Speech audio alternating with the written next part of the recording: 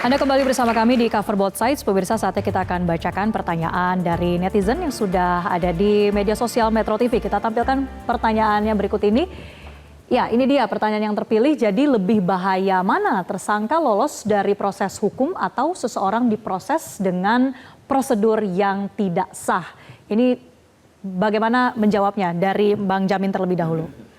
Ya, ini dua hal yang berbeda ya.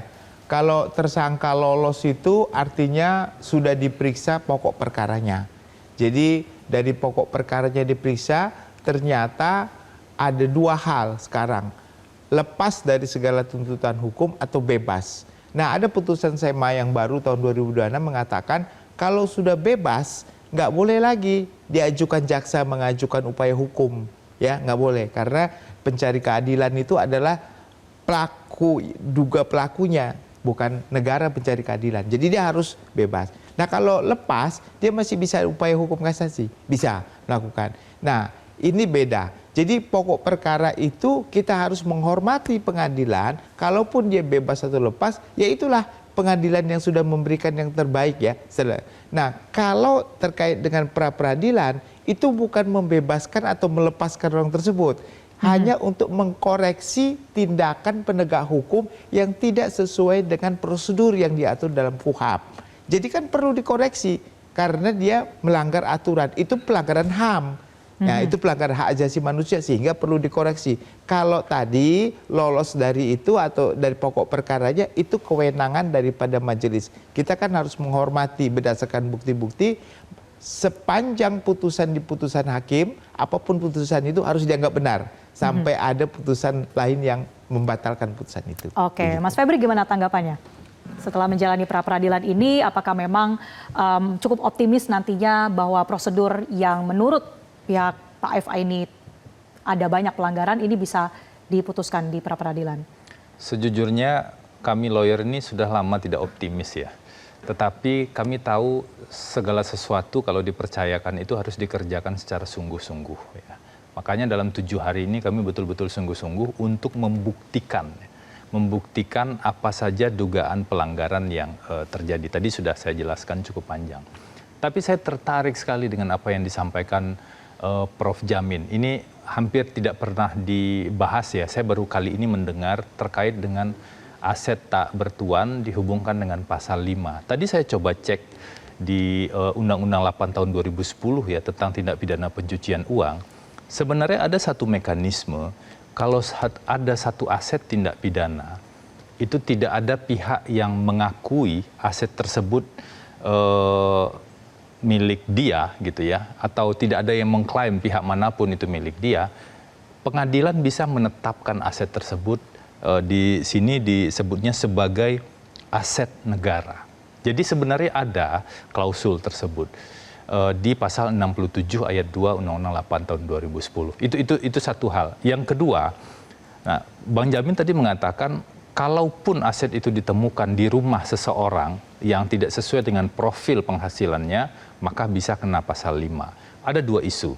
Satu, ternyata penetapan tersangka oleh kejaksaan, kalau kita bicara kejaksaan sekarang, itu bukan hanya pasal 5, tapi pasal 3, 4, 5, dan 607, dan atau junto 607. Artinya apa? Di tindak pidana pencucian uang itu kan hanya 3 delik sebenarnya, 3 tindak pidana ya. Satu, pencucian uangnya ya, pasal 3 itu aktif. Hasil tindak pidana ditempatkan, ditransferkan, diubah bentuknya oleh pelaku ya, agar kemudian bisa disamarkan. Seolah-olah itu kemudian bukan hasil tindak pidana. Pasal 4 itu kegiatan aktif menyamarkannya. Oke. Mengubah bentuknya, ditaruh di luar negeri atau diubah jadi falas atau yang lain-lain. Jadi poinnya ini tetap bukan punya Pak Febri Adriansyah? Pasal 5 itu adalah yang disebut tadi Prof. Jamin sebagai pencucian uang pasif. Jadi siapapun yang memiliki, kan isunya itu tuh, siapapun yang memiliki, kalau kemudian itu diterima oleh seseorang dan kemudian disembunyikanlah seperti itu, maka bisa menjadi pencucian uang pasif. Kita bisa diskusi panjang soal ini. Tapi yang pasti di penetapan tersangka dan surat perintah penyidikannya yang dikenakan pasal 3, 4, dan 5.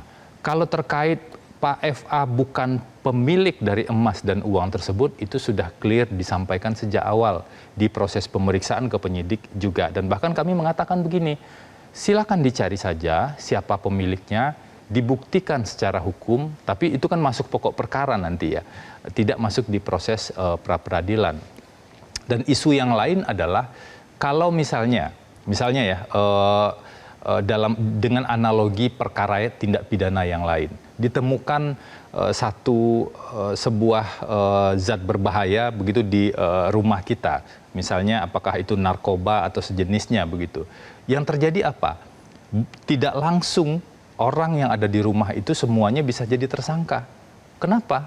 Karena harus dicek dulu, ada tes lab dulu. Benar nggak dia menggunakan, benar nggak dia menyimpan. Misalnya dengan analogi itu. Ya, artinya itu apa? yang ingin digunakan untuk kasus Tidak, kami ini lebih ke diskusi di publiknya. Kalau di kasus di pra-peradilan kami tidak pernah menggunakan itu. Artinya apa?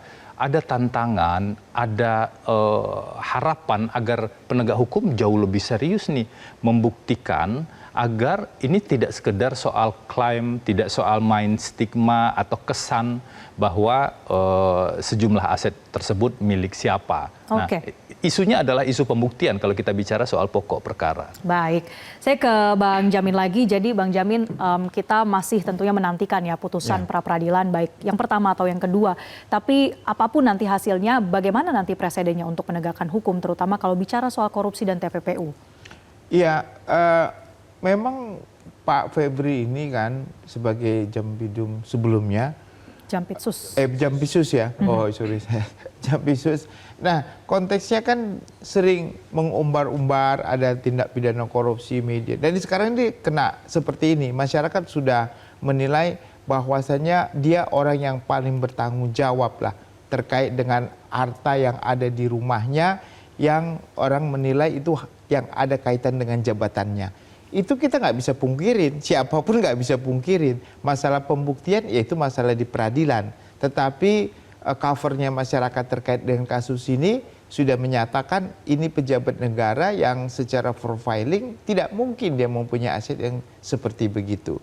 Jadi menurut saya, kalau saya mohon maaf ya bagi penasihat hukum, kemungkinannya prediksi saya pra-peradilannya ini juga akan ditolak dan dilanjutkan. Kenapa? Tapi inilah negara kita, ya ada yang dibilang no viral no justice, ya. Jadi kalau sudah viral juga takut juga lah hakimnya akan sampai kalau diberhentikan begitu saja. Walaupun sebenarnya nggak boleh, ya, karena pengaruh publik itu jangan sampai merusak tatanan hukum, itu nggak boleh. Tapi dengan keadaan negara kita kelihatannya hal itu mesti jauh dari panggang dari api, begitu loh maksud saya. Jadi tetap kelihatannya tetap dilanjutkan sampai nanti pokok perkaranya akan diperiksa. Disinilah baru diuji kebenaran fakta yang sebenarnya. Gitu. Mas Febri, Anda siap kalau kemudian nanti pra-peradilan ditolak karena mungkin ada perhatian publik yang begitu besar dalam kasus ini? Kami sudah serahkan semuanya kepada hakim pra-peradilan. Ikhtiar kami sebaik-baiknya sejak hari pertama Selasa minggu lalu itu sudah kami lakukan dengan sungguh-sungguh ya sebagai seorang advokat bersama tim tentu saja sebagai lawyer. Nah, bagaimana hakim memutuskan nanti? Harapan kami tentu sederhana saja. Harapan kami itu bukan menang atau kalah. Harapan kami hakim betul-betul menjadi hakim. Kalau kita mengutip misalnya Pramudia bilang seorang terpelajar harus adil sejak dari dalam pikirannya, apalagi seorang hakim. Nah, suara-suara di publik kalau kita lihat sebenarnya juga terbelah nih soal ini. Betul bahwa publik sangat menginginkan pemberantasan korupsi yang kuat dan sikap kita sama soal itu. Tapi prosesnya harus benar. Jangan sampai kemudian tahapan demi tahapan yang sebenarnya untuk melindungi orang-orang warga negara begitu dilabrak sedemikian rupa untuk kepentingan non hukum yang sebenarnya belum tentu sesuai dengan kepentingan pemberantasan korupsi itu sendiri. Jelajahi cara baru mendapatkan informasi. Download Metro TV Extend sekarang.